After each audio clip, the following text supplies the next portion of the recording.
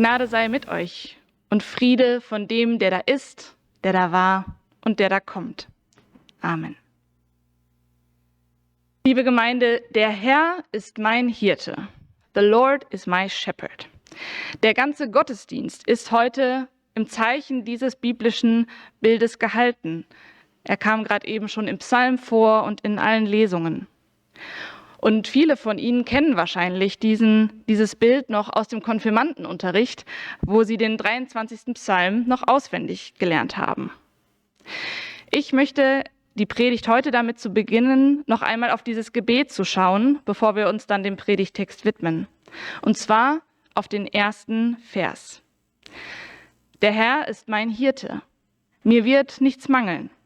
Er weidet mich auf einer grünen Aue und führet mich zum frischen Wasser. Er erquicket meine Seele. Wenn ich diese Worte höre, dann taucht vor meinem inneren Auge direkt eine grüne Landschaft auf, so wie wir sie ja jetzt auch draußen überall schon wahrnehmen. Saftige Weiden, eine Quelle in der Nähe, die munter plätschert. Und in der Mitte des Bildes dann die Schafherde. Und ein paar Hirtenhunde, die laufen so drumherum und passen auf. Und auf einem Felsen, ein bisschen abseits, sitzt der Hirte und beobachtet seine Herde. Seine Augen, die strahlen Freundlichkeit aus und Wärme. Und der sehnige Körper, der lässt Kraft erahnen und auch Ausdauer.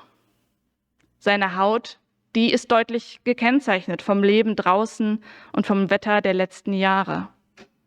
Sein Look, ein abgewetzter Schlapphut und Lederhose. In der einen Hand der Hirtenstab. Ein romantisches Bild wie aus einer anderen Welt, oder? Der Herr ist mein Hirte.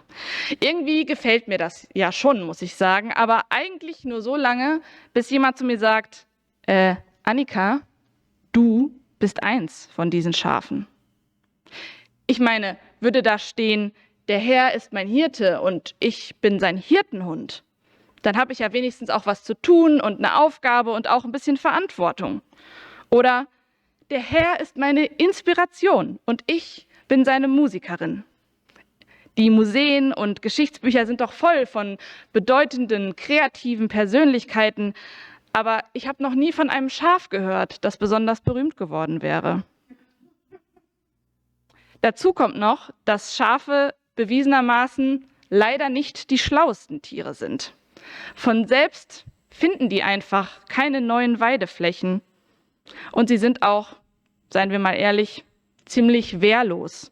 Sie haben keine Reißzähne, keine scharfen Krallen und besonders schnell laufen können sie auch nicht.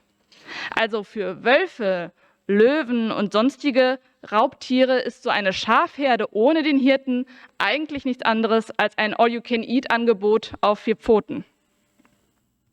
Also wir fassen nochmal zusammen. Schafe sind nicht die cleversten und auf sich allein gestellt auch irgendwie ziemlich wehrlos. Und jetzt sagt der Psalmbeter ausgerechnet, der Herr ist mein Hirte. Ich frage mich, was sagt das wohl über seine Beziehung zu Gott aus? Und was über meine? Vielleicht hilft uns bei der Beantwortung der Frage ein kleines Experiment.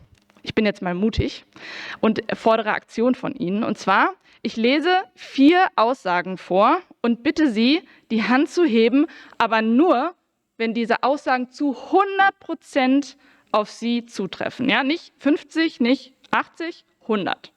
Okay, es geht los. Ich habe meine Emotionen im Griff. Ich bin niemals mürrisch oder schlecht gelaunt. Ich bin immer fröhlich und ich wünsche meinen Mitmenschen nur das Beste. Na, trifft das auf Sie zu? 100%? Freiwillige vor, okay? Auf mich auch nicht. Gut. Nächster Punkt. Ich bin mit allen Menschen im Reinen. Alle meine Beziehungen sind einfach im grünen Bereich. Menschen, die ich einmal gekannt habe, die berichten nur Gutes über mich. Ich bin liebevoll und es passiert mir nie, dass ich andere Menschen auch einmal übersehe. Na, stimmt das zu 100%? Okay. Wie ist es dann hiermit? Nummer 3. Ich fürchte mich vor nichts und niemandem. Angst perlt an mir ab wie das Spiegelei in einer Teflonpfanne. Ein Krieg in Europa bricht aus, das Klima spielt verrückt, die Kinder rufen nicht mehr an. Na und? Alles egal, ich bleib strong. Also, ich habe da schon so meine Zweifel. Und dann das 4., auch nicht unwesentlich. Ich brauche keine Vergebung. Ich habe im Leben noch nie irgendetwas falsch gemacht. Also meine Weste ist nicht nur wie dieses kleine Bäffchen hier, sondern großflächig, rein und ordentlich und sauber wie die Küche meiner Oma. Ich habe noch nie gelogen oder jemand betrogen oder irgendwas gestohlen. Noch nie habe ich die Wahrheit verbogen und in meinem Innersten, da wohnen nur Wahrheit und Ehrlichkeit. Na, wie sieht's aus? Immer noch keine Freiwilligen? Hatte ich mir ja schon fast gedacht. Aber wie gesagt, ich stell mich auf jeden Fall mit auf ihre Seite innerlich, weil ich glaube, das kann einfach keiner. Keiner, der ein Mensch ist, kann das von sich behaupten. Denn selten haben wir die Kontrolle über unsere Emotionen und in unseren Beziehungen, da kracht es auch das eine oder andere Mal mächtig im Gebälk. Und es gibt auch immer wieder Dinge und Umstände, die uns Angst machen. Und wir merken, glaube ich, schon alle in unseren Beziehungen immer wieder, wir sind selbst, so sehr uns die anderen auch nerven, aber wir sind selbst auch leider nicht frei von Schuld und Versagen. Und so, wenn ich drüber nachdenke, komme ich doch irgendwie zu dem Schluss, vielleicht ist das mit dem guten Hirten doch gar nicht so eine schlechte Idee. Wir brauchen ja jemanden, der uns hilft, die Quellen und das saftige Grün in unserem Leben zu finden. Jemand, der uns hilft, den Kopf klar und das Herz sauber zu bekommen. Jemand, der uns an die Hand nimmt, wenn es dunkel wird, wenn wir ins dunkle Tal hinab müssen. Jemand, der für uns da ist, wenn wir versagt haben oder wenn wir verletzt wurden. Jemand, der uns hilft, am Montagmorgen trotz so mancher Sorgen doch hoffnungsvoll in die neue Woche zu blicken. Jemand, der dabei ist, wenn wir ein schwieriges Gespräch führen. Jemand, der mit uns zum Arzt geht, wenn wir eine Diagnose abholen. Jemand, der zu uns steht, wenn unsere Kraft langsam nachlässt und wir merken, dass der letzte Lebensabschnitt begonnen hat. Jemand, der mit unseren Kindern geht, wenn sie unser Haus verlassen und ihr eigenes Leben führen. Jemand, der dich in den Arm nimmt, auch wenn du mal wieder Mist gebaut hast. Es klingt so gut, oder? Dass es diesen guten Hirten gibt und dass wir auf ihn vertrauen können. Aber wenn ich so auf mich selbst schaue, dann merke ich doch, dass mir das auch immer wieder schwerfällt. Da zweifle ich an Gottes Führung und an seinem Dasein und dann habe ich das Gefühl, ich bin doch irgendwie auf mich allein gestellt. Und dann suche ich auf eigene Faust die Quellen und die Weiden und ja, merke dann auch meistens irgendwann, wie schwierig das alleine ist. Und deswegen finde ich es gut, dass wir jeden Sonntag hier zusammen sind, um das gemeinsam zu tun und auch online natürlich sozusagen uns irgendwie gegenseitig zu inspirieren und zu helfen auf diesem Weg und uns auch immer wieder diesem Hirten zuzuwenden. Und ganz besonders hilft uns dabei als Christen, wenn wir auf Jesus und seinen Weg mit Gott schauen. Denn er lebte in dem festen Bewusstsein, dass Gott auch sein guter Hirte ist.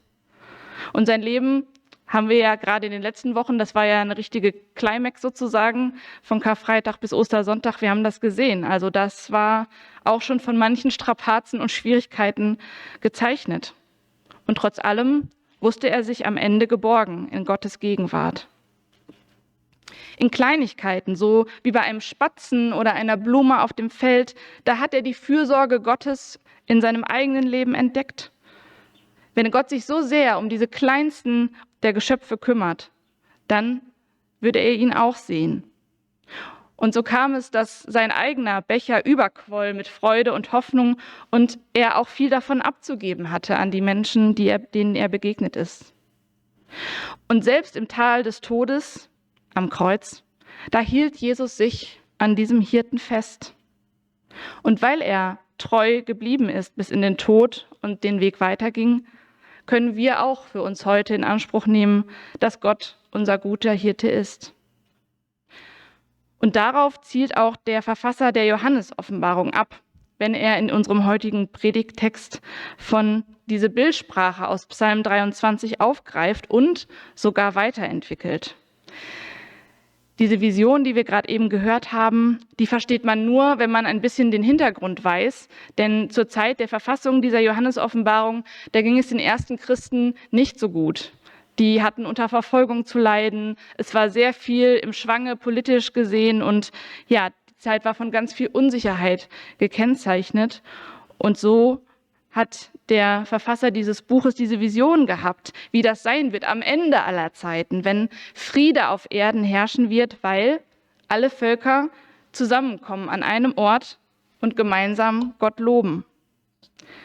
Und in dieser Szene, da wird Jesus als das Osterlamm gezeichnet, das alle unsere Tränen von unseren Wangen abwischen wird und zu den Quellen des lebendigen Wassers führt.